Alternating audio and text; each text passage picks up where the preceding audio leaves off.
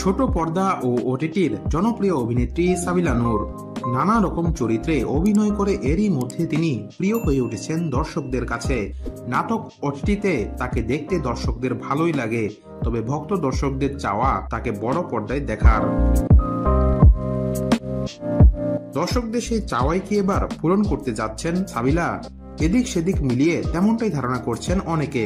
নাটকের কাজ কমিয়ে দিয়েছেন অভিনেত্রী, আর সেজন্যই ভক্ত দর্শকদের মনে দানা বেঁধেছে প্রশ্ন, তাহলে কি নাটকের কাজ কমিয়ে দিয়ে সিনেমার প্রস্তুতি নিচ্ছেন তিনি? দেশের সংবাদ মাধ্যমের খবর, চলতি বছরই আসছে সাবিলা নূরের নতুন চলচ্চিত্র। সম্প্রতি একটি প্রদর্শনীতে অংশ নিয়েছেন এই অভিনেত্রী। সেখানে নিজের চলচ্চিত্র নিয়ে সাবিলা নূর বলেন, নতুন একটি চলচ্চিত্রে দেখা যাবে আমাকে, শীঘ্রই এর ঘোষণা আসবে। এর আগে কথা বলা যাচ্ছে না, কে কে থাকছেন, কে নির্মাণ করছেন, কে পরিচালনা করছেন, সবই জানা যাবে। সাবিলা দাবি করেন, চলচ্চিত্রের প্রস্তুতির জন্য কমিয়ে দিয়েছেন নাটকের কাজও।